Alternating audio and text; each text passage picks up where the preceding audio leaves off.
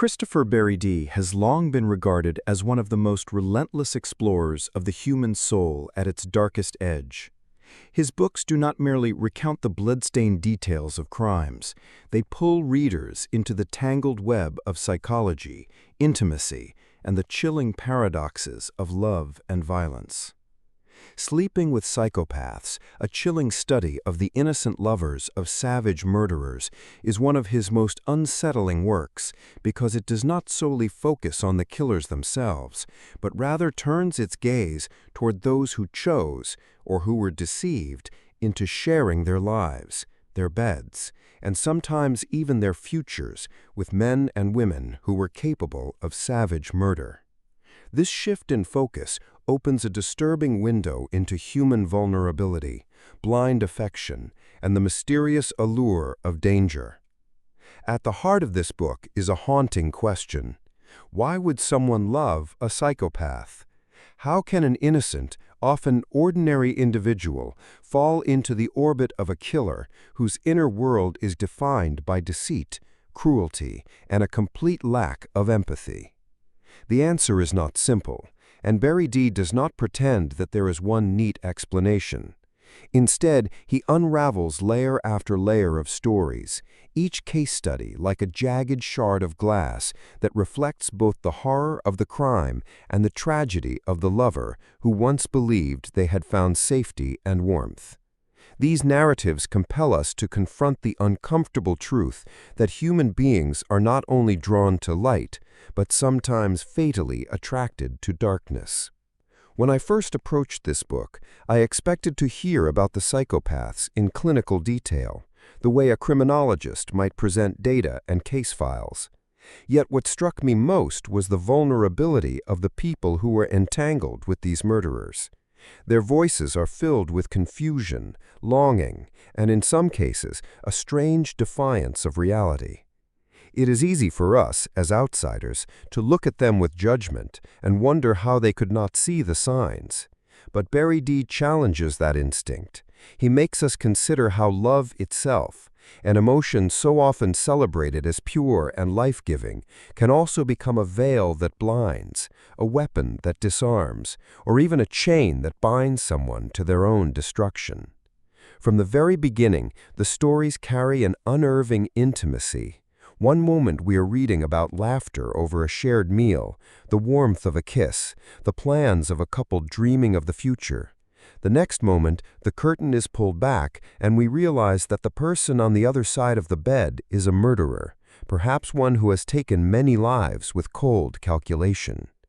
That emotional whiplash is part of what makes the book such a compelling but also disturbing read. It forces us to question our own instincts. If we had been in the same position, would we have noticed something wrong? Or would we too have been lulled into trust? Personally, I find this duality fascinating and terrifying. It is not merely the crimes that shock me, but the intimacy of deception. To imagine lying beside someone, trusting them with your most vulnerable self, and then learning that they have hidden a monstrous truth, that is a horror that goes beyond the crime scene. It strikes at the very foundation of human connection. Berry-Dee captures this sense of betrayal and shattered trust with a precision that lingers in the reader's mind. It is not the blood on the floor that keeps echoing in your thoughts, but the whispered, "I love you," spoken by someone who could kill without remorse. Berry-Dee is not content to merely describe, he confronts. He confronts the reader with the uneasy reality that psychopaths are not always monsters in the shadows. They can be charming, magnetic, and even loving in ways that appear convincing. This charm, which psychologists often refer to as superficial glibness or mask of sanity, is one of the most insidious traits of a psychopath. It is precisely this mask that draws innocent partners close, making them believe they have discovered someone extraordinary, someone attentive, someone who truly understands them. Yet behind that mask lies a hollow absence of empathy and a readiness to exploit. For me, this is one of the most unsettling themes, the way predators weaponize love itself as a tool of manipulation. As I read, I kept imagining how these lovers must have felt when the mask finally slipped. One day they are wrapped in affection, believing their partner to be their soulmate. The next moment, the curtain is pulled back, and we realize that the person on the other side of the bed is a murderer, perhaps one who has taken many lives with cold calculation. That emotional whiplash is part of what makes the book such a compelling but also disturbing read. It forces us to question our own instincts. If we had been in the same position, would we have noticed something wrong? Or would we too have been lulled into trust? Personally, I find this duality fascinating and terrifying. It is not merely the crimes that shock me, but the intimacy of deception. To imagine lying beside someone, trusting them with your most vulnerable self, and then learning that they have hidden a monstrous truth, that is a horror that goes beyond the crime scene. It strikes at the very foundation of human connection. Berry-Dee captures this sense of betrayal and shattered trust with a precision that lingers in the reader's mind. It is not the blood on the floor that keeps echoing in your thoughts, but the whispered, "I love you," spoken by someone who could kill without remorse. Berry-Dee is not content to merely describe, he confronts. He confronts the reader with the uneasy reality that psychopaths are not always monsters in the shadows. They can be charming, magnetic, and even loving in ways that appear convincing. This charm, which psychologists often refer to as superficial glibness or mask of sanity, is one of the most insidious traits of a psychopath. It is precisely this mask that draws innocent partners close, making them believe they have discovered someone extraordinary, someone attentive, someone who truly understands them. Yet behind that mask lies a hollow absence of empathy and a readiness to exploit. For me, this is one of the most unsettling themes, the way predators weaponize love itself as a tool of manipulation. As I read, I kept imagining how these lovers must have felt when the mask finally slipped. One day they are wrapped in affection, believing their partner to be their soulmate. The next moment, the curtain is pulled back, and we realize that the person on the other side of the bed is a murderer, perhaps one who has taken many lives with cold calculation. That emotional whiplash is part of what makes the book such a compelling but also disturbing read. It forces us to question our own instincts. If we had been in the same position, would we have noticed something wrong? Or would we too have been lulled into trust? Personally, I find this duality fascinating and terrifying. It is not merely the crimes that shock me, but the intimacy of deception. To imagine lying beside someone, trusting them with your most vulnerable self, and then learning that they have hidden a monstrous truth, that is a horror that goes beyond the crime scene.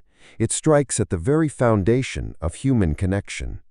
Berry-Dee captures this sense of betrayal and shattered trust with a precision that lingers in the reader's mind. It is not the blood on the floor that keeps echoing in your thoughts, but the whispered, "I love you," spoken by someone who could kill without remorse. Berry-Dee is not content to merely describe, he confronts. He confronts the reader with the uneasy reality that psychopaths are not always monsters in the shadows. They can be charming, magnetic, and even loving in ways that appear convincing. This charm, which psychologists often refer to as superficial glibness or mask of sanity, is one of the most insidious traits of a psychopath. It is precisely this mask that draws innocent partners close, making them believe they have discovered someone extraordinary, someone attentive, someone who truly understands them. Yet behind that mask lies a hollow absence of empathy and a readiness to exploit.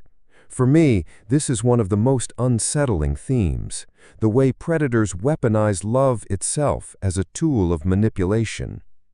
As I read, I kept imagining how these lovers must have felt when the mask finally slipped. One day they are wrapped in affection, believing their partner to be their soulmate. The next moment, the curtain is pulled back, and we realize that the person on the other side of the bed is a murderer, perhaps one who has taken many lives with cold calculation. That emotional whiplash is part of what makes the book such a compelling but also disturbing read. It forces us to question our own instincts. If we had been in the same position, would we have noticed something wrong? Or would we too have been lulled into trust? Personally, I find this duality fascinating and terrifying. It is not merely the crimes that shock me, but the intimacy of deception. To imagine lying beside someone, trusting them with your most vulnerable self, and then learning that they have hidden a monstrous truth, that is a horror that goes beyond the crime scene. It strikes at the very foundation of human connection. Berry-Dee captures this sense of betrayal and shattered trust with a precision that lingers in the reader's mind. It is not the blood on the floor that keeps echoing in your thoughts, but the whispered, "I love you," spoken by someone who could kill without remorse. Berry-Dee is not content to merely describe. Before Berry-Dee plunges us into the unsettling case studies, it is essential to establish the conceptual and psychological framework that shapes Sleeping with Psychopaths. To understand why innocent people can find themselves entwined with killers, we must first understand the nature of psychopathy itself. For decades, psychologists and criminologists have attempted to map this shadowy terrain, describing psychopaths not only by what they do, but by what they lack. The absence of empathy, the inability to feel remorse, the shallow emotions that mimic but never truly replicate human feeling. These qualities create individuals who move through life detached from the moral fabric that binds most of us. Robert Hare, one of the leading researchers in psychopathy, famously developed the psychopathy checklist, a diagnostic tool that identifies traits such as superficial charm, manipulativeness, grandiose sense of self, and pathological lying. These are not random quirks, but interconnected features that form a personality capable of calculated exploitation. Psychopaths can blend into society with disturbing ease because they know how to imitate humanity. They watch, they learn, and they mimic. To the untrained eye, and often even to professionals, they can appear normal, even charismatic. It is this camouflage that makes them so dangerous. For the innocent lovers in Berry-Dee's book, these traits become traps. The superficial charm feels like romance.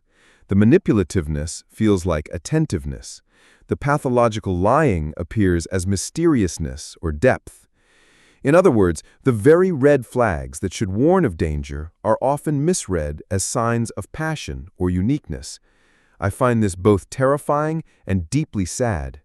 It demonstrates how human beings, wired for connection, can mistake performance for authenticity. We want to believe in love so strongly that we interpret deception as devotion. But there is another concept we must confront: hybristophilia. Often called the Bonnie and Clyde syndrome, this refers to the sexual and romantic attraction some people feel toward criminals, especially violent ones. While not every lover in this book falls into that category, many are genuinely duped. But there are cases where attraction to danger itself plays a role. This phenomenon is baffling to many, yet it has been documented repeatedly.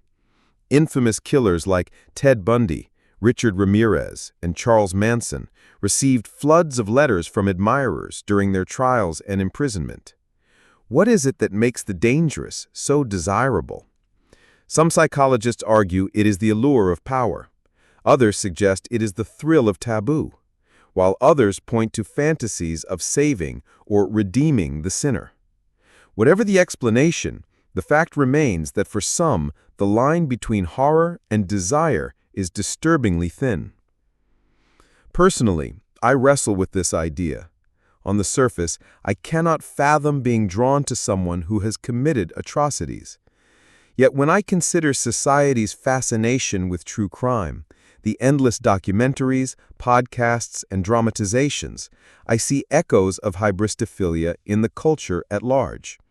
We may not send love letters to murderers, but we consume their stories obsessively.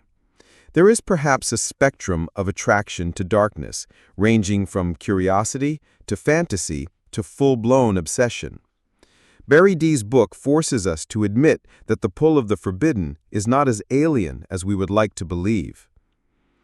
Another important dimension is the psychology of the innocent lovers themselves. Many are not thrill-seekers, but ordinary individuals who found themselves deceived. They may have been vulnerable at the time, lonely, recently heartbroken, or seeking stability.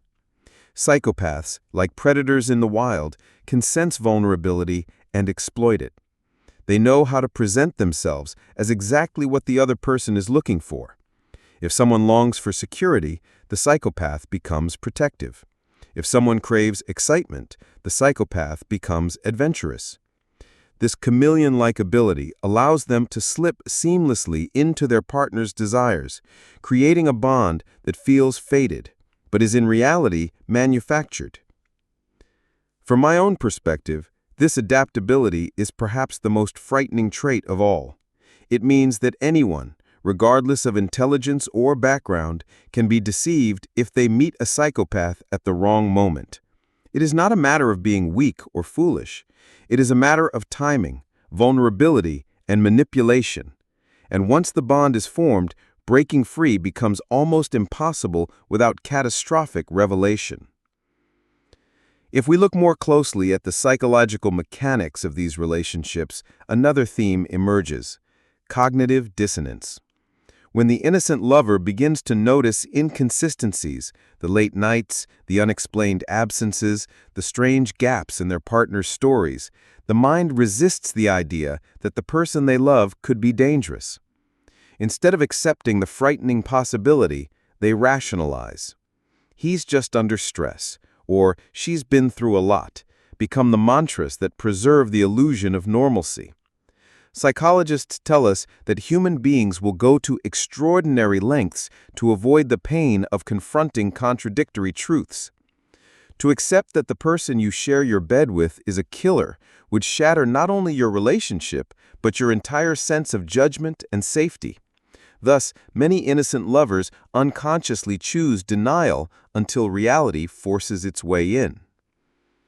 Berry-Dee is skilled at highlighting this psychological dance without mocking or belittling the individuals involved. He shows us that denial is not stupidity, but a desperate act of self-preservation.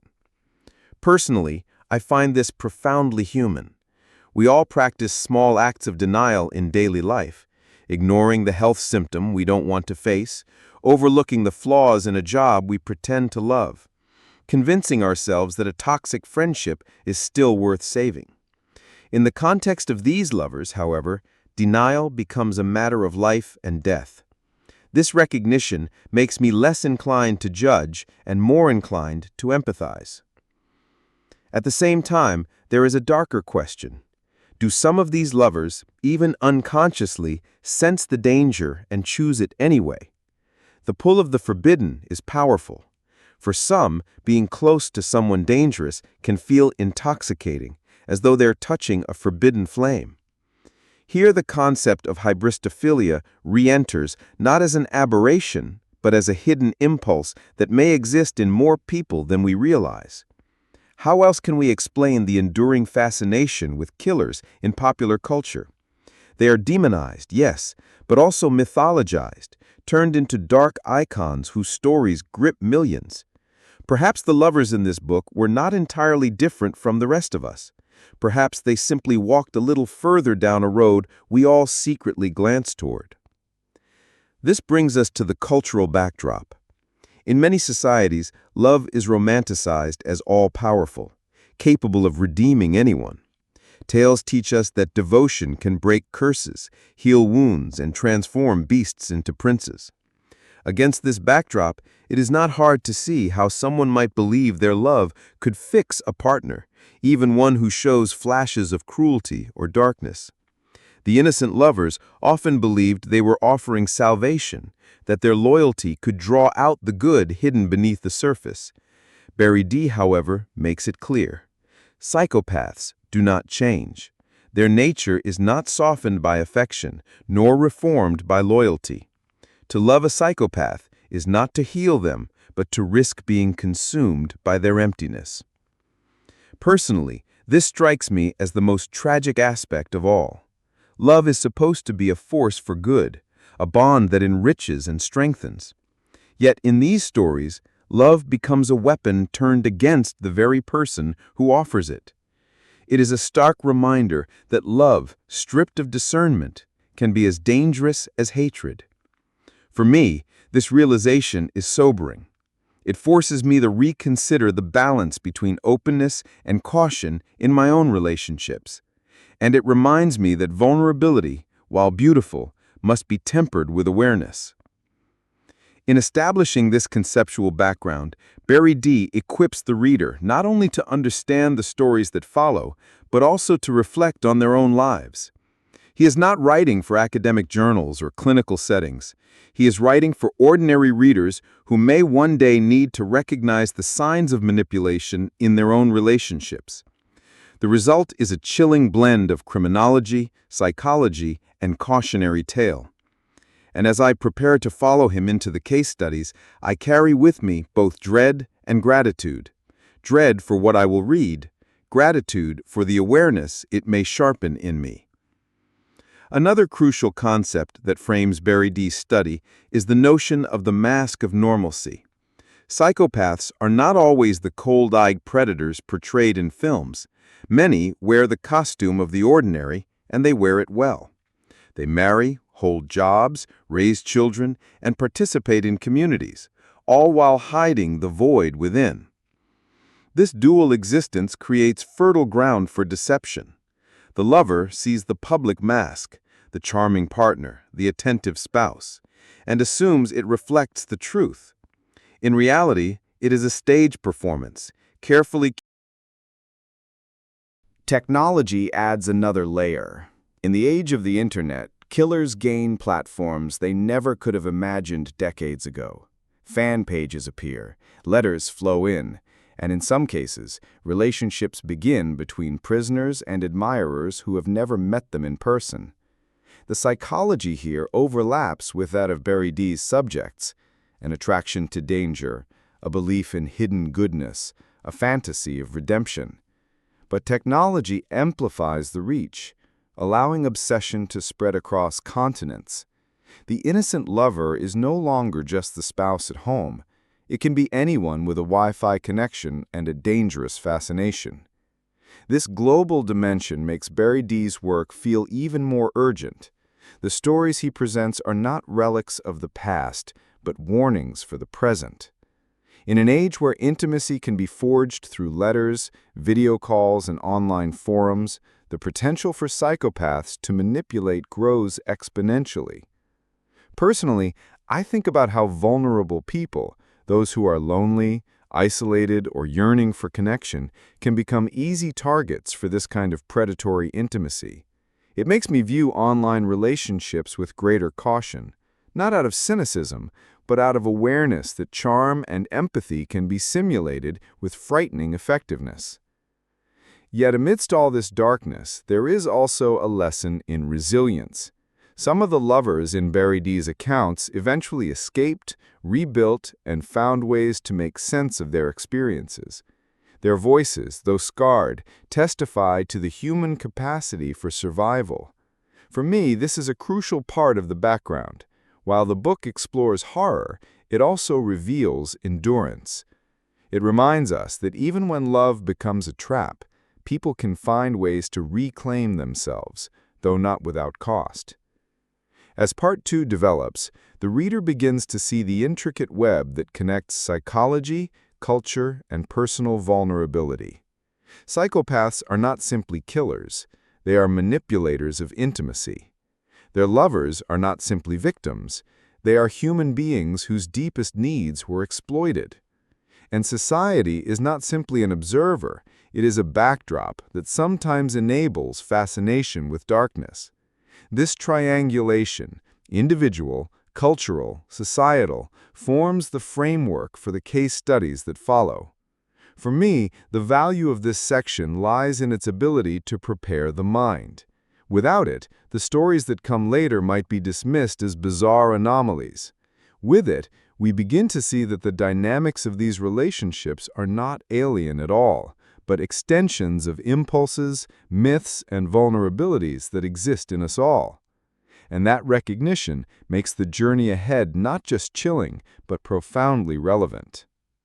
To conclude this background, it is worth reflecting on what makes the theme of Sleeping with Psychopaths so haunting: the intersection of normalcy and nightmare. Berry-Dee insists that psychopaths are not creatures of myth. They are people who can pass through our daily lives unnoticed. They are colleagues, neighbors, sometimes even friends. When they enter intimate relationships, they do not announce themselves with menace, but with charm, often appearing to be the perfect partner. This is the paradox that makes their lovers' stories so compelling. They fell in love not with monsters, but with illusions. And illusions, unlike monsters, are almost impossible to recognize until they shatter. The psychology we have explored, mask of normalcy, manipulative charm, cognitive dissonance, hybristophilia, explains much of how these illusions are constructed and maintained. But beyond psychology lies something more human, the simple longing to love and be loved. This longing is universal, and it is what makes the innocent lovers relatable rather than alien. They were not naive caricatures. They were people who trusted, hoped, and gave themselves to another. The tragedy is that their devotion was answered not with love, but with exploitation. Personally, I think this is what gives Berry-Dee's book its power.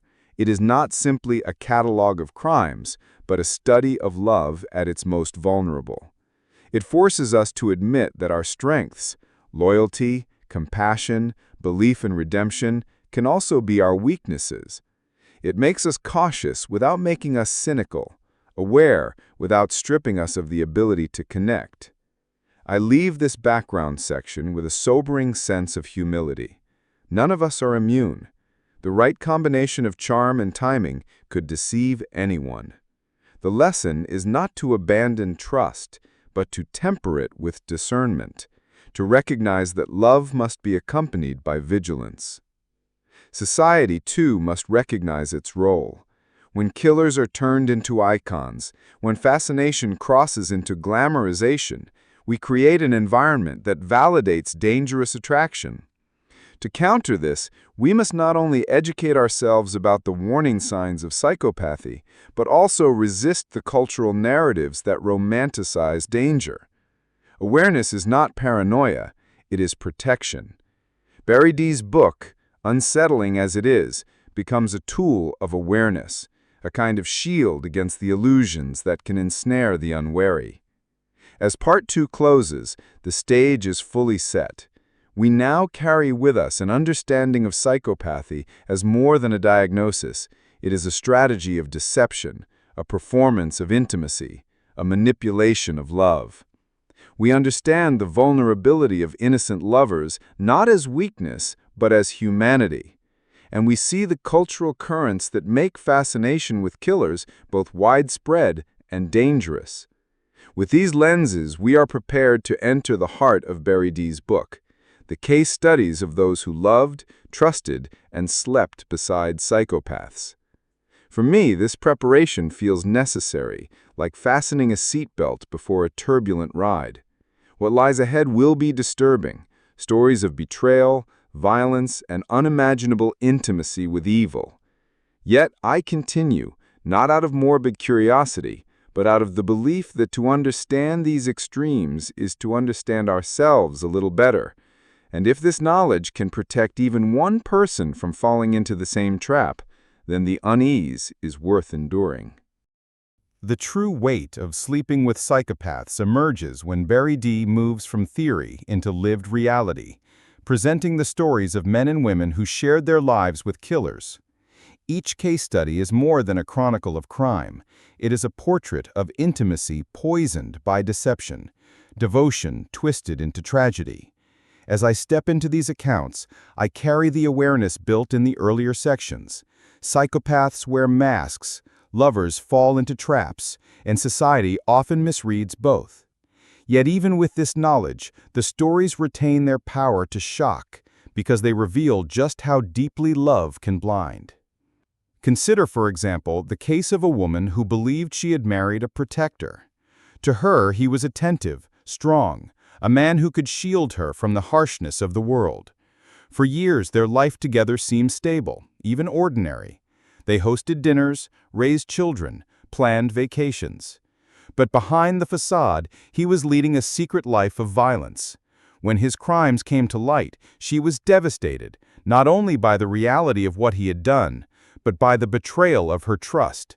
How could the same hands that cradled their baby also have taken lives in cold blood? Berry-Dee allows us to hear her voice, trembling with disbelief and grief, and it is impossible not to feel her pain. What strikes me most in cases like this is the coexistence of two realities. For the killer, the relationship was part of the mask, a way to appear normal. For the lover, it was the center of her life, a source of meaning and security. The collision of these realities creates a devastation that extends beyond the courtroom or the crime scene. It shatters the very fabric of the victim's identity. Personally, I find this dimension even more haunting than the crimes themselves. Murder destroys lives, but betrayal corrodes the soul. Berry-Dee presents another story, this time of a woman who remained loyal even after the evidence was undeniable. Despite overwhelming proof, she insisted that her partner was innocent, that the system had framed him, that the man she loved could not possibly be guilty. This is where cognitive dissonance takes on its most extreme form. To accept the truth would mean acknowledging that her love, her years of devotion, were built on lies. And so, she chose the only reality she could endure: denial. I cannot help but both pity and fear her position. Pity because her love was sincere.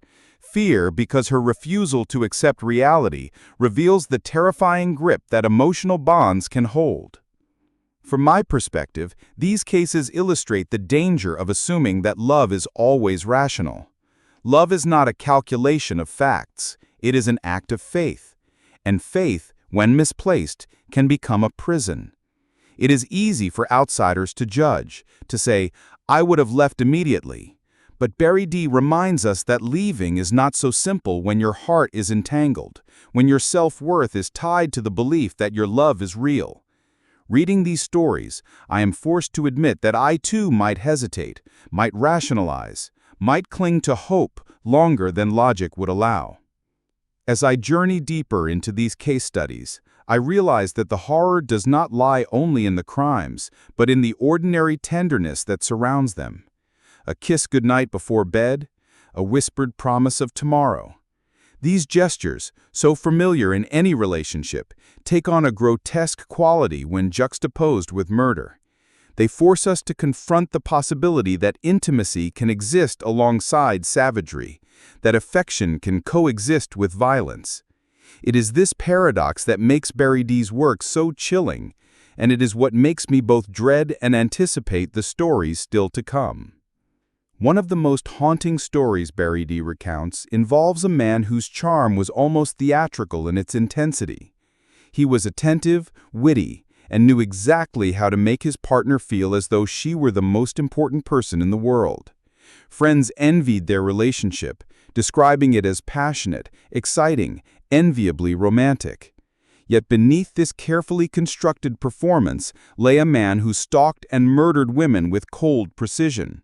When his crimes came to light, his lover could not reconcile the images in her mind: the gentle partner who brought her flowers, and the predator who left behind victims in alleyways. For me, this duality is unbearable to contemplate.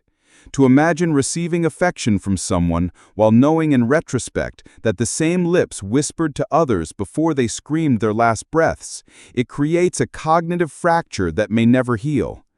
Berry-Dee captures this fracture with unflinching clarity. He does not spare the reader from the contradictions. He forces us to hold them, to feel the tension between intimacy and atrocity. And in that tension, the true horror reveals itself. Another case turns the spotlight onto a woman who not only loved a killer, but actively defended him long after his conviction. Despite DNA evidence, eyewitness testimony, and even a confession, she insisted that he was innocent. She visited him in prison, wrote him letters, and continued to call him her soulmate. Berry-Dee explores the psychology behind this loyalty, noting how some lovers experience what psychologists describe as trauma bonding.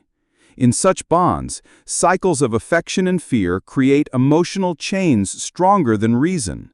The more the killer betrayed her, the more fiercely she clung to him, as if letting go would erase her entire identity.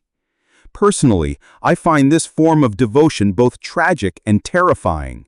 Tragic because it reflects the depth of human capacity for attachment. Terrifying because it demonstrates how love can survive even when it should not, how it can persist even in the face of overwhelming truth. Reading about her, I could not help but ask myself, how many lies would I forgive if spoken by someone I loved? At what point does devotion stop being noble and become self-destruction? Berry-Dee also includes stories where the lovers eventually recognized the truth and fled, but not without scars. One woman described how, after years of subtle manipulations, she realized that the man she loved was not only abusive but had killed before. Escaping him required immense courage, and though she survived physically, she admitted that her ability to trust was shattered forever. Even in new relationships, she found herself doubting sincerity, searching for hidden darkness, unable to believe in affection without suspicion. For me, her story reveals one of the book's most sobering lessons, that even when the psychopath is gone, his shadow remains, haunting the lives of those he touched. What ties these diverse stories together is not just the violence, but the profound intimacy that accompanied it. These were not strangers, they were lovers, partners, companions. The killers did not operate in isolation, but in bedrooms, kitchens, and shared lives. The juxtaposition of ordinary domesticity and extraordinary violence is what makes the case study so disturbing. It reminds us that evil does not always come crashing through the door. It often slips in quietly, smiles warmly, and kisses us goodnight. As I read, I feel torn between empathy and horror. Empathy for the lovers whose trust was so cruelly exploited. Horror at the realization that such exploitation can happen anywhere, to anyone. Berry-Dee's genius lies in his ability to humanize without excusing, to make us feel the pain of those who loved murderers, while never letting us forget the monstrousness of the crimes. And in that balance, the book finds its most powerful voice. Among the stories that Berry-Dee presents, some are almost too difficult to process because they force us to confront not just deception, but complicity. There are lovers who, when faced with hints of violence, chose to look away. One woman admitted that she sometimes noticed bloodstains on her partner's clothes, but he always had a plausible excuse: an injury at work, a fight at a bar, an accident while fixing something around the house. Rather than pressing further, she accepted that to doubt him would be disloyal. Years later, when the truth emerged, she was crushed by guilt. Her silence, her willingness to believe the lies had allowed him to continue killing. This account unsettles me deeply because it shows how love can paralyze moral judgment. We like to imagine that we would act decisively if confronted with evidence of wrongdoing, but in reality, fear of losing the relationship, fear of confrontation, and fear of being wrong can all conspire to keep us quiet. Personally, I see in her story a mirror of the compromises many people make in less extreme situations, overlooking lies, excusing cruelty, rationalizing abuse, because the cost of acknowledging the truth feels too high. Her case magnifies this human tendency to tragic proportions. Another case that lingers in my mind involves a man who was outwardly charming, but privately controlling. His partner described how, slowly and almost imperceptibly, he began to isolate her from her friends and family. At first it seemed like devotion. He wanted her all to himself. But soon the walls closed in, and she found herself dependent on him for everything: financial support, social contact, even her sense of worth. When she finally learned that he had committed murder, she was not only shocked, but also incapable of leaving. Her world had shrunk so completely that the idea of life without him felt impossible. It was only when he was arrested that she was freed, though freedom came with the heavy price of trauma and shattered trust. Reading these stories, I cannot escape the thought that the real terror is not only in the crimes, but in the ripple effects they create. Psychopaths destroy not just the lives they take directly, but also the lives they touch indirectly. Lovers, families, communities. The devastation spreads outward like cracks in glass, leaving fractures that may never fully mend. Berry-Dee's case studies make this painfully clear, and in doing so, they expand our understanding of what it means to be a victim. One of the more disturbing accounts Berry-Dee shares involves a man who lived what seemed to be an utterly mundane life with his partner. To neighbors, they were the picture of normality, mowing the lawn together, hosting barbecues, taking weekend trips. His partner spoke of him with affection, recalling the small gestures of kindness that convinced her she had found a steady, reliable companion. Yet in secret, he was committing crimes of staggering brutality. When he was finally caught, the contrast between their domestic life and his hidden actions was so sharp that she could barely comprehend it. She described feeling as if she had been living in two worlds at once, one of tender routine and one of unimaginable horror without ever knowing it. Personally, I find this dual existence almost more terrifying than overt cruelty. To love someone who is openly abusive is devastating, but at least the threat is visible. To love someone who is gentle in the home, yet monstrous outside of it, is to live inside a nightmare without realizing it until it's too late. It raises the question, how well can we ever truly know another person? How much of intimacy is real, and how much is simply what we are shown? Berry-Dee's exploration of this paradox cuts deep, leaving me unsettled long after I close the book. Another story focuses on a younger woman who became involved with an older, domineering man already known to police. Friends warned her, newspapers printed stories, and yet she insisted that she alone could see the real him. She believed that her love gave her special insight, that beneath the hardened exterior was a man capable of tenderness and change. When he was later convicted of multiple murders, she continued to defend him, declaring her devotion in interviews and letters. Berry-Dee uses her case to highlight the dangerous allure of the Redeemer fantasy, the belief that love has the power to transform even the darkest of souls.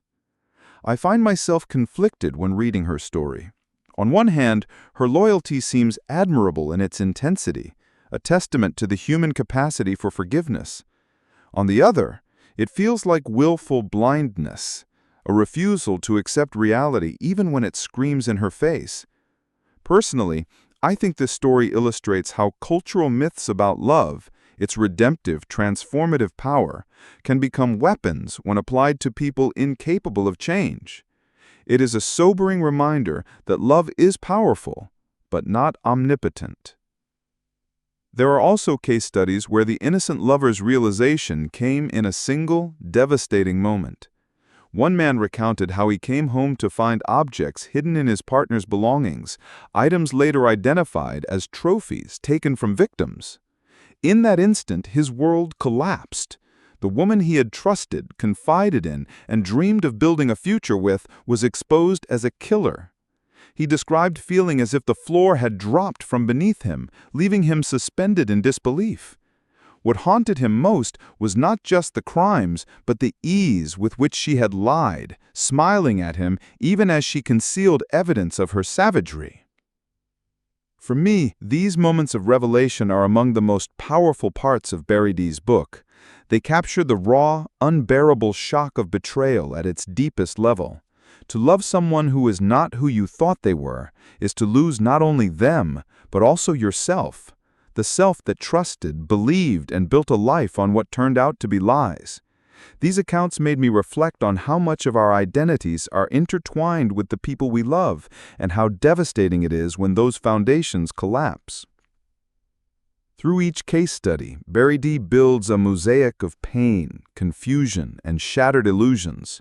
The killers are monstrous, but it is the voices of their lovers that echo most powerfully.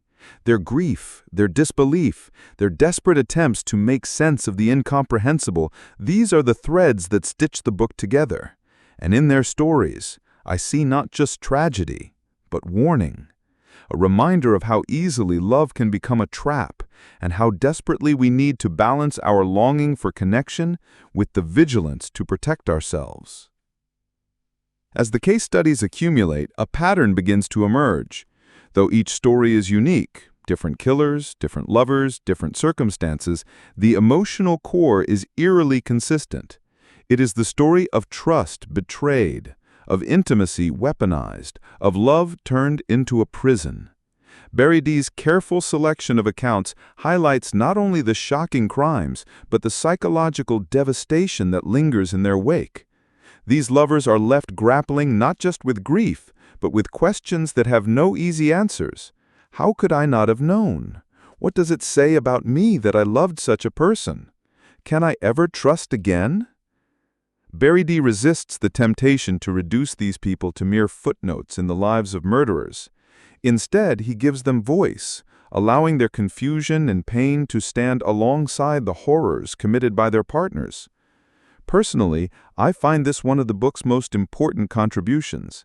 In many true crime narratives, the focus is solely on the killers, their psychology, their methods, their notoriety. Here, the spotlight shifts to those who lived closest to them, who shared their beds and their dreams, and whose lives were shattered in quieter but no less devastating ways. In reading these stories, I also noticed how varied the aftermath could be. Some lovers, once freed from the grip of manipulation, rebuilt their lives with remarkable resilience. They remarried, found new careers, even became advocates for victims of crime. Others never recovered, haunted by nightmares, social stigma, and an inability to trust again. This divergence underscores a painful truth. Surviving a relationship with a psychopath does not guarantee healing. The scars are invisible, but deep, and each person carries them differently. For me, this variability also serves as a reminder of human complexity. There is no single victim narrative, no formula for how someone should respond to betrayal at this scale. Some fight, some retreat, some cling to denial. Each reaction is a survival strategy, shaped by personality, circumstance, and the depth of the bond that was broken. Berry-Dee captures this diversity with sensitivity, refusing to flatten these people into stereotypes, and in doing so, he honors the humanity that psychopaths sought to erase. As I close this section of the book, I feel both drained and enlightened. Drained because the stories are heavy, filled with sorrow and betrayal that seep into the reader's own emotional landscape.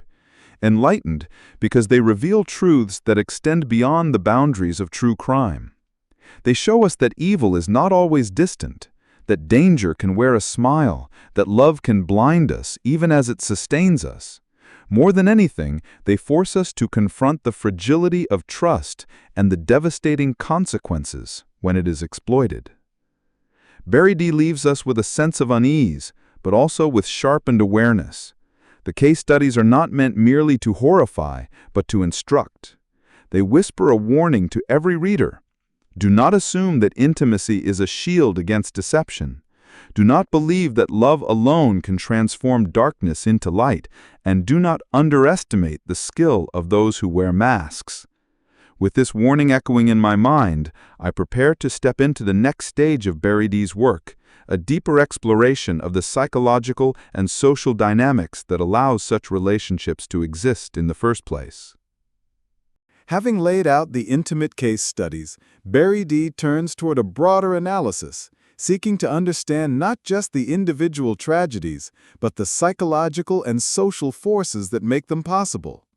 The stories of lovers betrayed by psychopaths are not isolated curiosities. They are symptoms of deeper dynamics that run through human relationships and society itself. To grasp the full weight of these stories, we must examine the underlying psychology of both the psychopaths and their partners, and the cultural context that sustains their entanglements. At the heart of this analysis is the recognition that psychopaths are not merely defined by what they do, but by how they manipulate.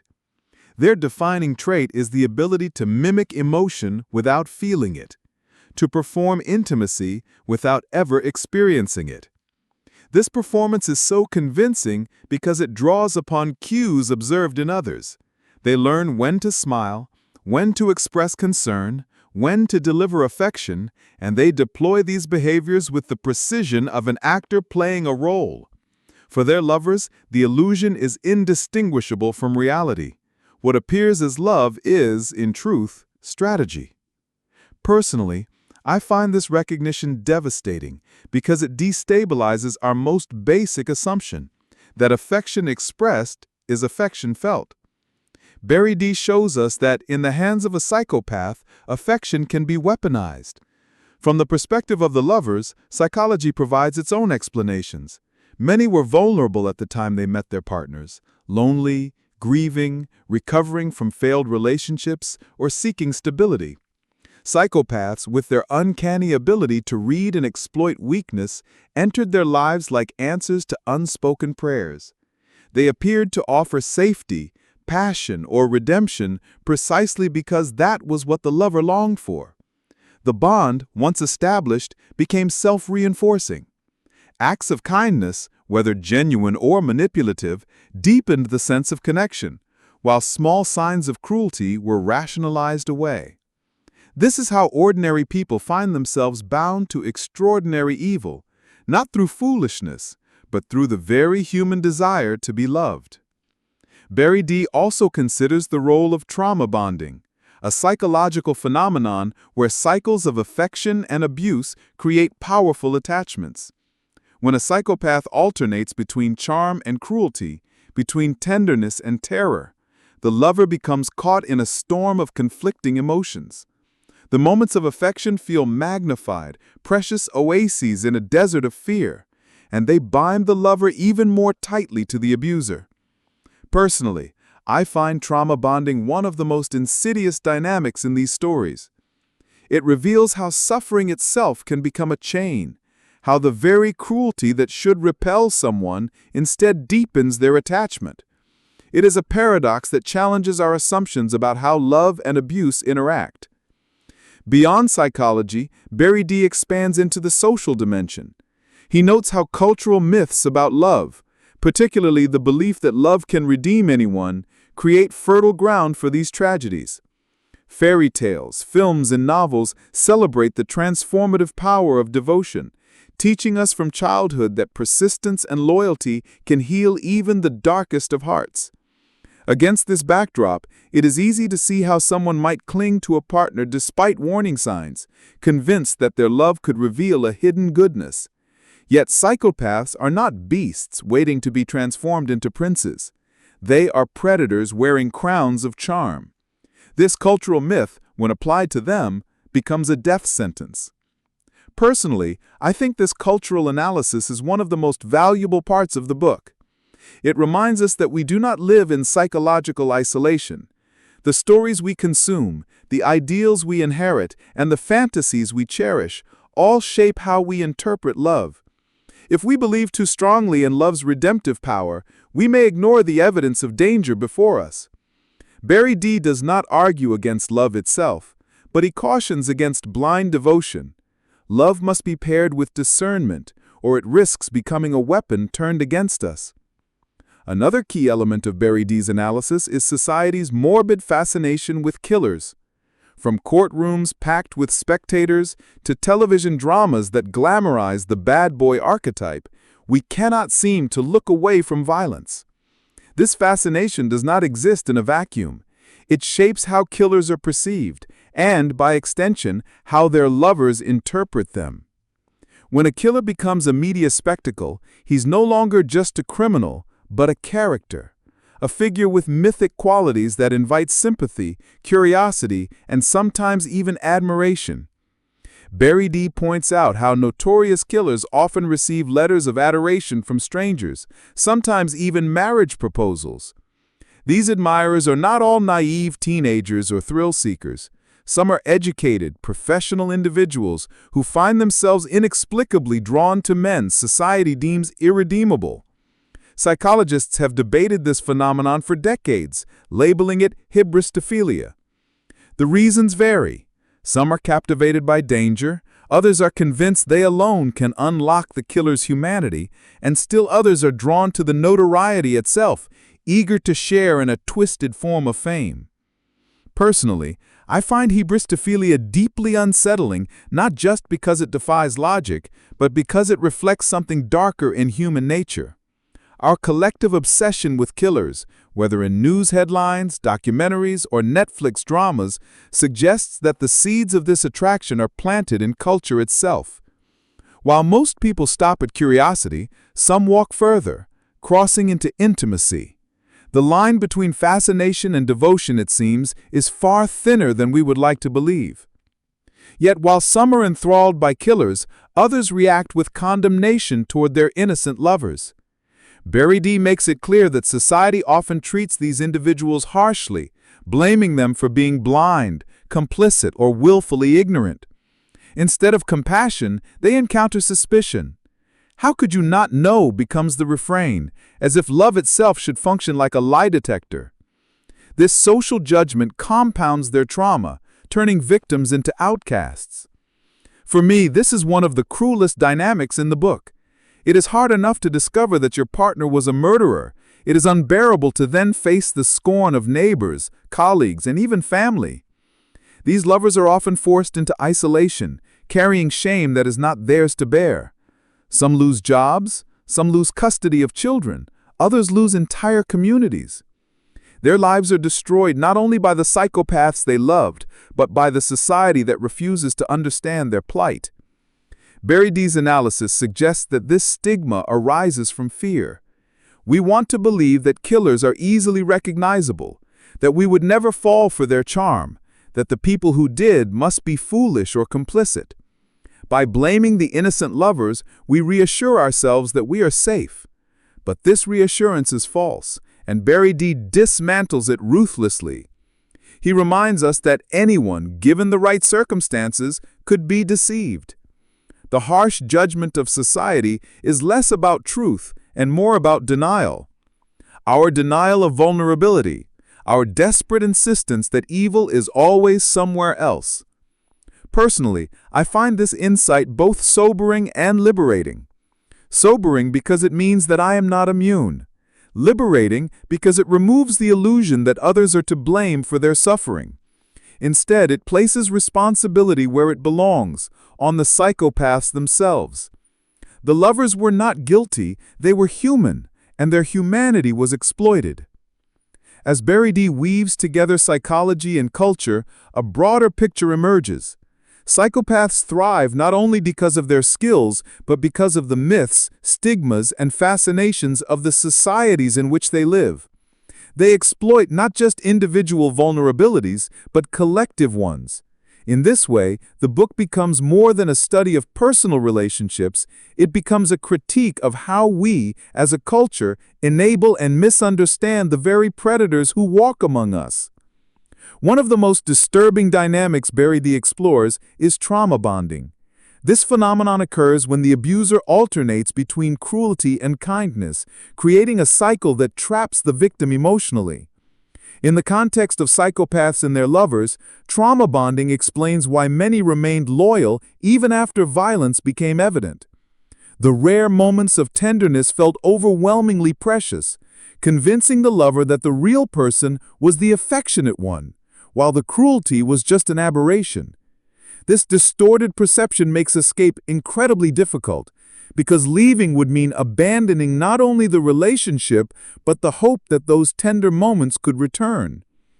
From my perspective, trauma bonding is perhaps the most sinister weapon in the psychopath's arsenal. Unlike physical violence, which leaves visible scars, trauma bonding leaves invisible chains. It transforms love itself into a form of captivity. The victim clings to the illusion of affection, unable to accept that the cruelty is not an exception, but the essence of the relationship. Personally, I find this realization chilling because it reveals how even our deepest instincts to seek love, to cherish intimacy, can be turned against us. Berry-Dee also delves into the subtle tactics of manipulation that make such bonds possible.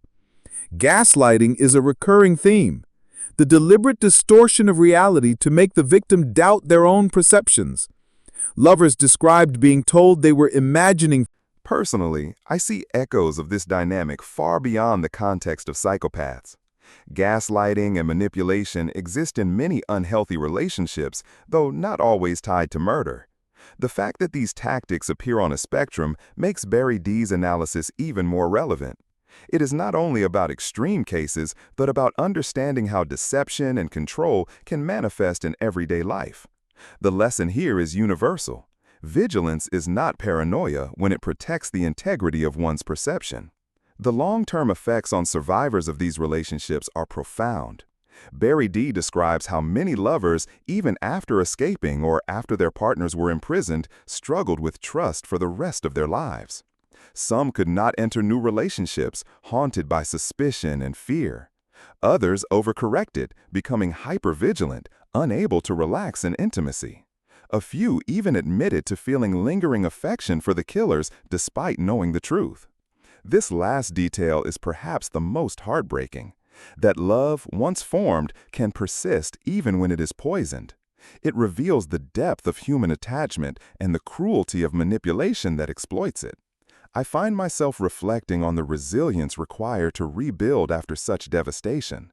To love again after discovering that your last partner was a murderer demands courage almost unimaginable. Some survivors managed it, reclaiming their lives and even using their experiences to help others. Their stories provide glimmers of hope in an otherwise bleak landscape. Yet even their triumphs are bittersweet because the scars never fully fade.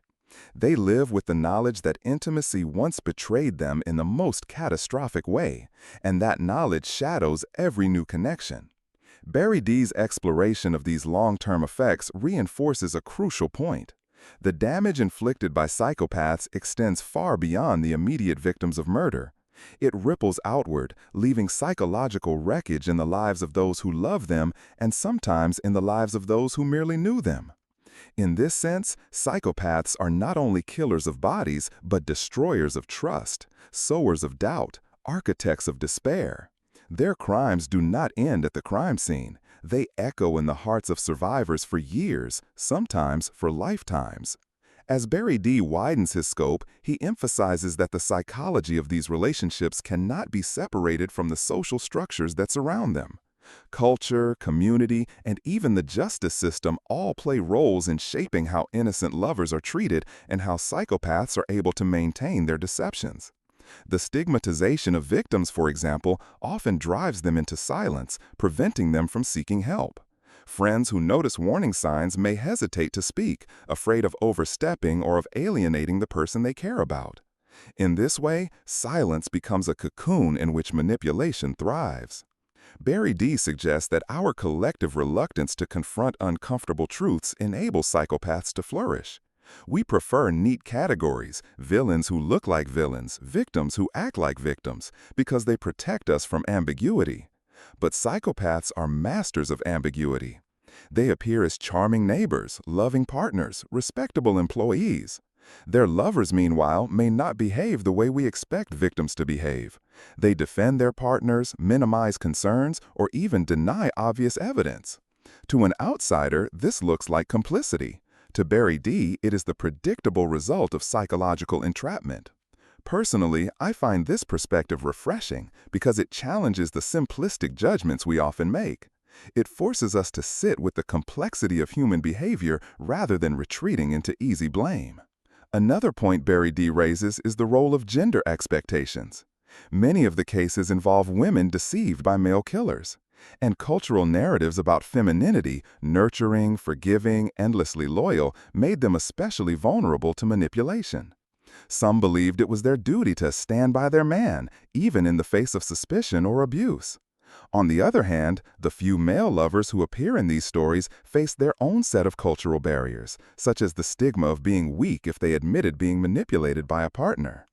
These gender dynamics illustrate how cultural scripts about love and loyalty can be twisted into traps. Personally, this makes me reflect on how deeply our ideas of romance are shaped by culture. We are told that true love never gives up, that loyalty conquers all. These sentiments sound noble, but in the wrong context, they become shackles. Berry-Dee's analysis invites us to reconsider these scripts and to recognize that sometimes walking away is the most courageous form of love. To me, this is a lesson with relevance far beyond the extreme cases of psychopaths. It applies to any relationship where loyalty is demanded at the expense of well-being. Berry-Dee also critiques the justice system for its treatment of innocent lovers. While killers are tried for their crimes, their partners often endure interrogation and public suspicion.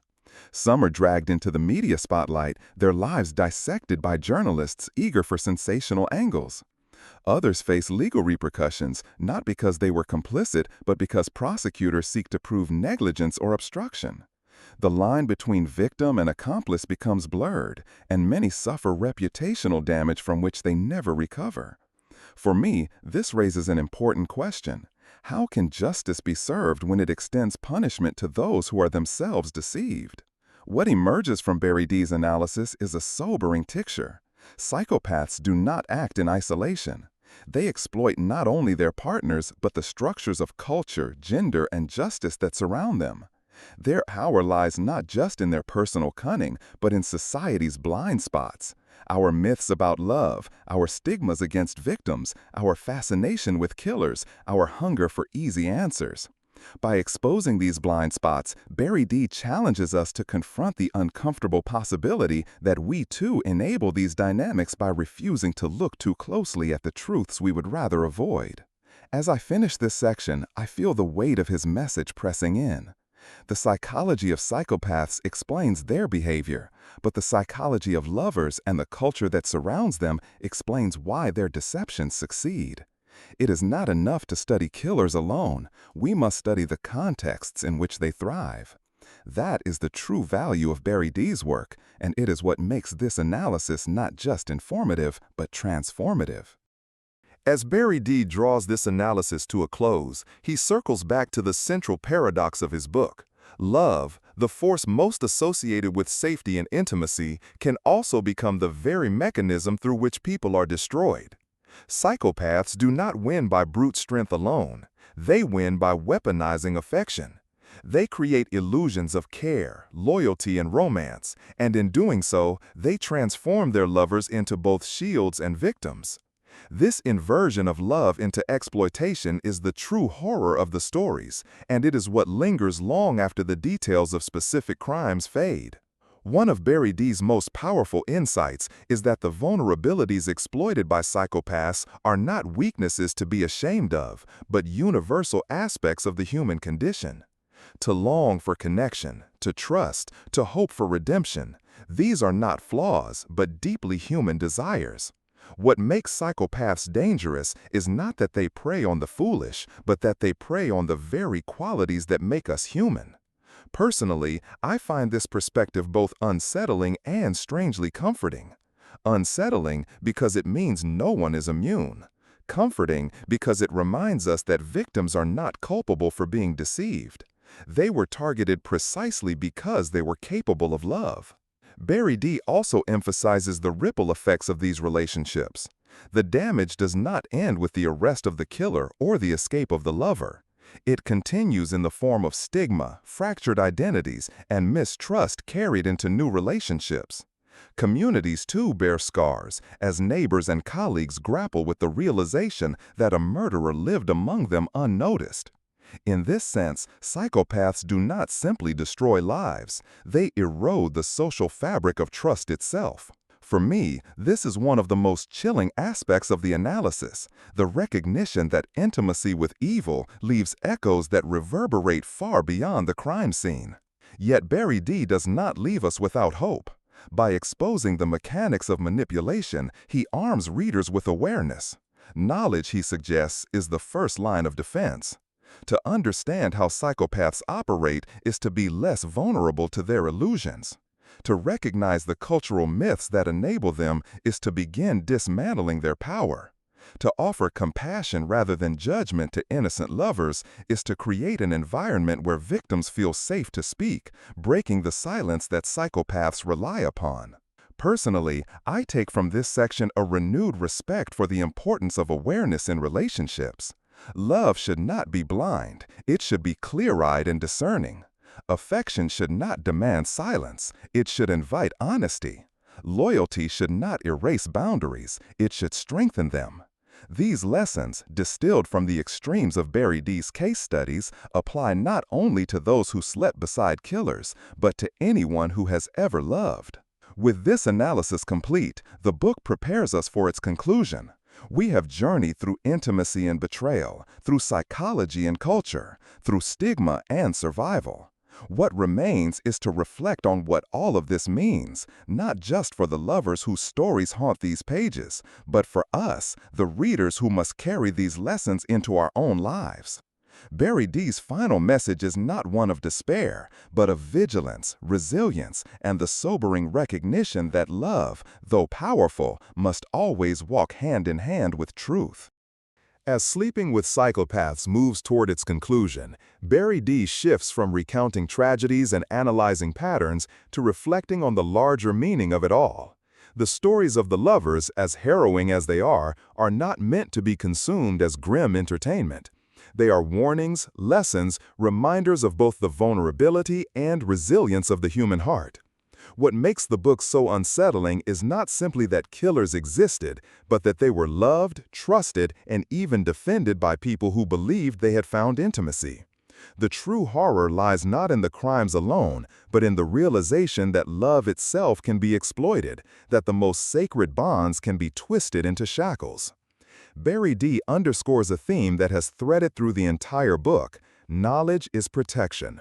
To understand how psychopaths operate, their mimicry of emotion, their manipulative charm, their ability to exploit cultural myths, is to be less vulnerable to their traps. He does not suggest that awareness can eliminate the risk entirely. Psychopaths are too cunning for that. But awareness can tilt the balance, giving potential victims the tools to question, to notice, to step back when something feels wrong. In this sense, the book becomes more than a chronicle of darkness. It becomes a manual for survival. For me, this is one of the most valuable takeaways. While the stories are haunting, they are not paralyzing. They force us to confront uncomfortable truths, but they also sharpen our ability to see through illusions. Love, Berry-Dee reminds us, should not be blind. It should be discerning, it should celebrate vulnerability, but never at the cost of awareness. Personally, I find this message both sobering and empowering. It does not strip love of its beauty, rather it insists that love be paired with truth. Another element of the conclusion is compassion. Berry-Dee insists that we must stop blaming the innocent lovers, stop treating them as complicit or foolish. Their only crime was to trust, to hope, to believe in redemption. These are not weaknesses but deeply human qualities, and they should not be mocked. To scorn them is to deny our own vulnerability, to pretend that we would never fall for deception. Berry-Dee dismantles that illusion, showing us that under the right conditions, anyone could be caught in the same web. Personally, I find this reminder humbling. It tempers judgment with empathy and reminds me that awareness must be coupled with compassion if it is to have any real impact. Berry-Dee also reflects on the resilience of survivors. Some rebuilt their lives scarred but stronger, while others continue to struggle with mistrust and isolation. Their journeys are not uniform, but they all testify to the enduring strength of the human spirit. Even in the face of betrayal on the deepest level, people can endure, adapt, and reclaim their lives. This resilience does not erase the suffering, but it prevents psychopaths from claiming total victory. For me, these stories of survival are as important as the crimes themselves, because they remind us that even in darkness, light persists. Finally, the book closes with a sobering truth. Evil is not always elsewhere. It is not always a stranger lurking in the shadows. Sometimes it is in the smile across the dinner table, the arms that hold us at night, the voice that whispers, "I love you."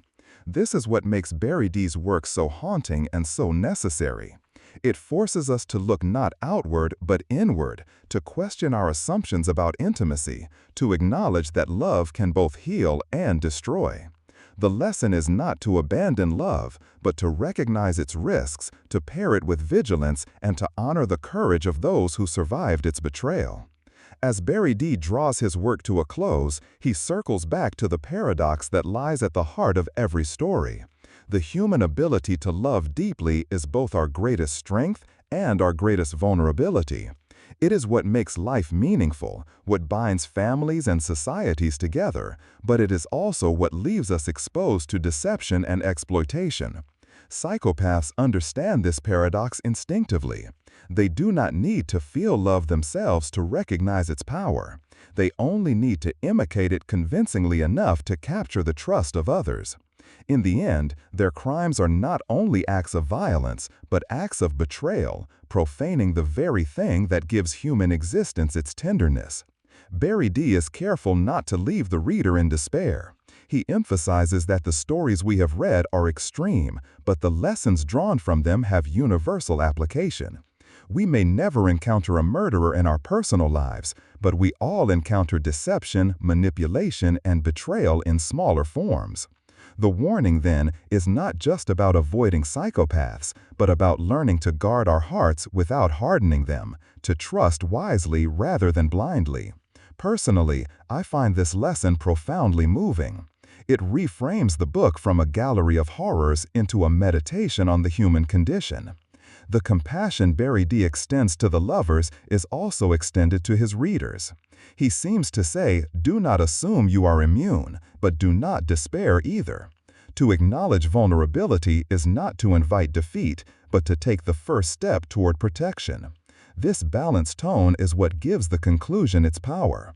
It neither sugarcoats the danger nor plunges us into hopelessness. Instead, it equips us with the unsettling but necessary awareness that love, if it is to endure, must be honest and vigilant. Personally, as I reflect on the journey through this book, I feel changed, not paranoid, but more alert, not cynical, but more cautious. It has made me reconsider how I interpret affection, how I evaluate trust, how I understand the stories we tell about romance and redemption. It has also made me more compassionate toward those who have been deceived, reminding me that their suffering is not a sign of weakness, but a testament to the power of love itself. If love can be strong enough to blind us to horror, then it is truly the most powerful force we possess, for better or for worse. Berry-Dee ends with a simple but profound implication. The greatest defense against manipulation is knowledge coupled with empathy. Knowledge exposes the tactics of psychopaths. Empathy prevents us from condemning those who fall victim to them. Together, these qualities allow us to confront the darkness without being consumed by it. For me, this is the essence of the book's conclusion. It is not merely a warning about killers, but an invitation to grow wiser, kinder, and more discerning in our own relationships. As I close this reflection, I feel changed, not paranoid, but more alert, not cynical, but more cautious.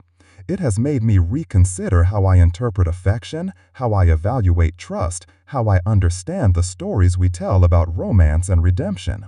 It has also made me more compassionate toward those who have been deceived, reminding me that their suffering is not a sign of weakness, but a testament to the power of love itself. If love can be strong enough to blind us to horror, then it is truly the most powerful force we possess, for better or for worse. Berry-Dee ends with a simple but profound implication. The greatest defense against manipulation is knowledge coupled with empathy. Knowledge exposes the tactics of psychopaths. Empathy prevents us from condemning those who fall victim to them. Together, these qualities allow us to confront the darkness without being consumed by it. For me, this is the essence of the book's conclusion. It is not merely a warning about killers, but an invitation to grow wiser, kinder, and more discerning in our own relationships. As I close this reflection, I feel changed, not paranoid, but more cautious. It has made me reconsider how I interpret affection, how I evaluate trust, how I understand the stories we tell about romance and redemption. It has also made me more compassionate toward those who have been deceived, reminding me that their suffering is not a sign of weakness, but a testament to the power of love itself. If love can be strong enough to blind us to horror, then it is truly the most powerful force we possess, for better or for worse. Berry-Dee ends with a simple but profound implication. The greatest defense against manipulation is knowledge coupled with empathy. Knowledge exposes the tactics of psychopaths. Empathy prevents us from condemning those who fall victim to them. Together, these qualities allow us to confront the darkness without being consumed by it. For me, this is the essence of the book's conclusion. It is not merely a warning about killers, but an invitation to grow wiser, kinder, and more discerning in our own relationships. As I close this reflection, I feel changed, not paranoid, but more alert, not cynical, but more cautious. It has made me reconsider how I interpret affection, how I evaluate trust, how I understand the stories we tell about romance and redemption. It has also made me more compassionate toward those who have been deceived, reminding me that their suffering is not a sign of weakness, but a testament to the power of love itself. If love can be strong enough to blind us to horror, then it is truly the most powerful force we possess, for better or for worse. Berry-Dee ends with a simple but profound implication. The greatest defense against manipulation is knowledge coupled with empathy. Knowledge exposes the tactics of psychopaths. Empathy prevents us from condemning those who fall victim to them. Together, these qualities allow us to confront the darkness without being consumed by it. For me, this is the essence of the book's conclusion. It is not merely a warning about killers, but an invitation to grow wiser, kinder, and more discerning in our own relationships. As I close this reflection, I feel changed, not paranoid, but more alert, not cynical, but more cautious. But alongside this haunting recognition comes a counterweight: resilience. For every story of destruction, there are glimmers of survival. Lovers who rebuilt their lives after betrayal, who refused to let the psychopath's shadow define them forever. Their stories are not triumphant in the Hollywood sense. There are no clean resolutions, no sudden catharsis. But they are real, and they speak to the stubborn persistence of the human spirit. Personally, I find these quieter victories more powerful than any sensational account of crime. They remind me that even in the presence of unimaginable darkness, people can choose to endure, adapt, and reclaim meaning. Personally, I find this challenge sobering because it shifts the burden from them to us. It is easy to read about killers and believe the problem is distant. It is harder to admit that our culture, the stories we tell, the judgments we pass, the silences we keep, contributes to the problem. For me, the greatest lesson of sleeping with psychopaths is balance. The balance between love and vigilance, between empathy and discernment, between fascination and responsibility. To lean too far into suspicion is to live a life of paranoia. To lean too far into blind trust is to risk devastation. The middle ground, though difficult to maintain, is where wisdom lies. Berry-Dee does not offer easy answers because there are none. Instead, he offers stories, raw, painful, unforgettable, that force us to wrestle with the ambiguity ourselves. As I finish this journey, I realize that the book is less about psychopaths and more about humanity.